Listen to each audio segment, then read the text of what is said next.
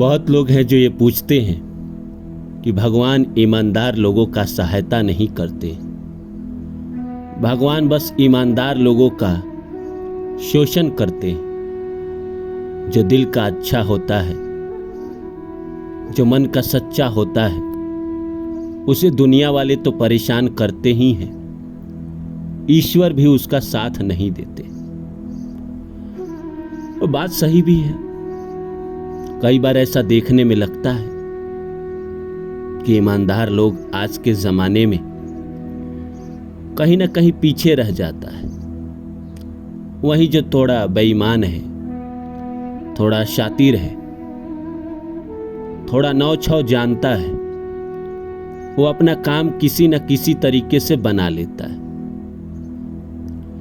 ईमानदार लोगों की समस्या ये है कि वो भगवान के भरोसे, नसीब के भरोसे ही जीते। वो जिंदगी में संघर्ष भी करते हैं तो मेहनत के अलावा ये भरोसा रखते हैं कि मेरे मेहनत का फल ईश्वर मुझे देंगे। लेकिन वहीं जो चालाक लोग होते हैं, वो लोगों से रिश्ता बनाने के, लोगों को अपनी बातों में फंसाकर, लोगों को अपनी चाल में फंसा के काम बना लेते और काम निकाल भी लेते। नेता मंत्रियों के अंदर ये क्वालिटी जन्मजात होती है। जो चालाक इंसान है, जो शातिर इंसान है, वही नेता मंत्री बनता है। जो ईमानदार नेता है, उसे पार्टी से निकाल दिया जाता है। मैं तो कहता हूं ईमानदार लोगों का कहीं पूछ ही नहीं है। ईमानदार इंसान अगर किसी से प्यार करता है आज के जमाने में, तो भी उसके साथ छल होता है। लड़की पहले शुरू में उसके ईमानदारी को देखकर उससे प्यार कर बैठती है। बाद में उसको कोई अच्छा इंसान मिल जाता है जो चालाक है, शातिर है, तो उसे महसूस होने लगता है कि जिंदगी ईमानदारी से नहीं काटी जा सकती, और फिर वो इस इंसान को छोड़ देती है और उसी इंसान के पास चली जाती है जो चालाक है। लेकिन ये चालाक लोग धोखा क्यों खाते हैं? बार बार इस संसार में परेशान क्यों होते हैं? जीवन में सफल क्यों नहीं हो पाते? आइए इस बात को आज समझते हैं। तो नमस्कार दोस्तों, मेरा नाम है रानू बाबू और जैसा कि आप सभी जानते हैं कि मैं आपके लिए कहानी, कविता और मोटिवेशनल वीडियो लेकर आता हूं। इसी श्रृंखला में आज लेकर आया हूं, ईमानदार लोग अक्लमंद होने के बावजूद भी धोखा खा जाते हैं, क्योंकि वो अपनी तरह दूसरों के भी ईमानदार होने का विश्वास कर बैठते हैं। तो आइए इस विषय को शुरू करें। इससे पहले मैं आप सभी से आग्रह करता हूं कि आप मेरे चैनल को सब्सक्राइब कर दें और जितना हो सके शेयर करें। दोस्तों, एक नाटक है ऑफ माई सन, बहुत ही प्रसिद्ध नाटक है। उसकी कहानी यही है कि एक लड़का रहता है जो बचपन से उसका दिमाग डेवलप ही नहीं कर पाता है। बहुत सीधा साधा रहता है, बहुत शांत रहता है, बहुत मेहनती भी रहता है। उसकी माँ उसको जन्म देते ही इस दुनिया को प्यारी हो गई, दुनिया को छोड़ के चली गई। रिश्ते में उसके पास कोई था नहीं, पिता पहले मर चुके थे।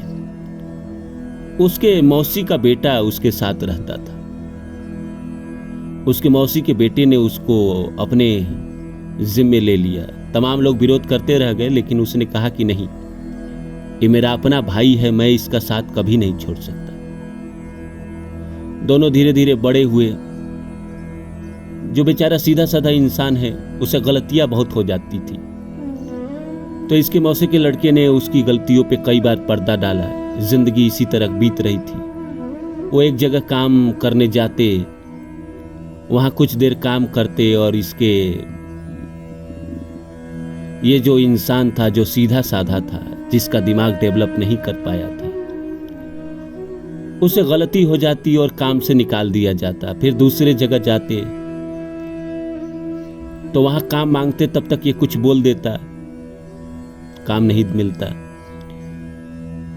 उसके अपने चचेरे भाई ने, मौसी के बेटे ने समझाया कि तुम चुप रहना, सारा बात मैं करूंगा। वो बात करता, काम करते, किसी तरह जिंदगी बीत रही थी। एक बार ऐसा हुआ कि एक लड़की इस लड़के से मिली। उसको उस लड़की को ये लड़का अच्छा लगा, सीधा साधा लगा। पहले दिमाग तो डेवलप था नहीं। कुछ दिन मिलते रही, फिर बातचीत हुई, लड़ाई हुई, लड़की कुछ बोल दी कि कुछ हुआ। वो अब हंसते खेलते में उससे गलती से उस लड़की की जान चली गई। गलती से उस लड़की की जान चली गई। वो इतना सीधा साधा था, वो समझ ही नहीं पाया। वो खेल रहे थे, खेलते खेलते उसने पकड़ने वाला खेल था, वो दबाया और ऐसा दबा कि वो लड़की मर गई। इसके मौसे के बेटे को लगा कि अब तो बवाल हो गया। जब उसको ये बात पता चली, उसको लगा कि ये कैसे मैं इसको बचाऊंगा। उसको पता था कि अगर मैं इसको लेके भागता हूं तब भी ये लोग हमें ढूंढकर दोनों को मार डालेंगे, या मुझे मारे या ना मारे, इसको समाज के लोग मार डालेंगे। फिर अंत में वो बहुत संकोच में जीता है, बहुत द्वंद्व चलता है उसके अंदर, बहुत अपने आप को मार के उसने ये वो एक फैसला करता है कि समाज इसको मार दे, उससे बेहतर है कि मैं ही अपने भाई को मार दूं। और अंत में वो मार देता है, क्योंकि कितना दिन तक चलेगा। भगवान सीधे साधे लोग को बनाते तो है, लेकिन उसको नसीब भी नहीं देते। दिक्कत यही है। ओशो कहते हैं कि सीधे साधे लोगों के पास नसीब भी नहीं रहती है, क्योंकि जो ईश्वर की भक्ति करेगा, जो भगवान के भरोसे रहेगा, वो कर्म करेगा नहीं तो कहां से उसका जिंदगी में ग्रोथ होगा। सीधे साधे लोगों की ये भी समस्या है कि वो हर इंसान को अपने जैसे ही समझता है। वो किसी इंसान से प्यार करता है तो उसको लगता है वो मेरे जैसे ही है। कोई उसके जिंदगी में आता है तो भी उसको लगता है वो मेरे जैसी ही है। पर संसार में सब आपके जैसा नहीं है ना, सब उसके जैसे नहीं है ना, सब सीधा साधा नहीं है ना। बहुत शातिर भी लोग हैं ना। इस दुनिया में सीधे साधे लोगों को शातिर लोग ही मिलते हैं। दिमाग वाले लोग बहुत इस्तेमाल करते हैं ऐसे लोगों का, बहुत यूज करते हैं, इमोशनल ब्लैकमेल बहुत करते हैं, उसका बहुत फायदा उठाते हैं और अंत में कचड़े के भाव उसे कूड़े में फेंक देते हैं। अब भगवान क्या हिसाब करेंगे उस इंसान का छोड़ दीजिए, लेकिन इसकी जिंदगी तो तबाह हो जाती है, बर्बाद हो जाती है। इसलिए सीधे साधे इंसान को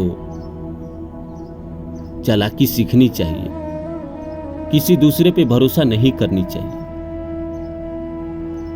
भगवान भरोसे जी रहा है, भगवान उसको जिला तो देंगे,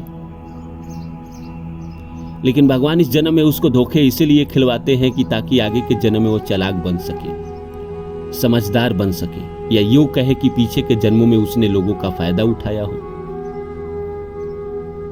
लोगों का इस्तेमाल किया हो बहुत चालाक बन के। इसलिए शायद ईश्वर ने इस जन्म में उसको मंदबुद्धि बना दिया या उसका दिमाग डेवलप नहीं करने दिया, ताकि जिन जिन लोगों का उसने फायदा उठाया है वो अपना कर्म खत्म करे, या इस जन्म में नया कर्म बन रहा है, आगे के जीवन में हो सकता है उसको चालाक बनाना हो। जो हो रहा है वो तो ईश्वर की मर्जी से ही हो रहा है, तो इस पे ज्यादा दुख न करे, जो हो रहा है उसे होने दे।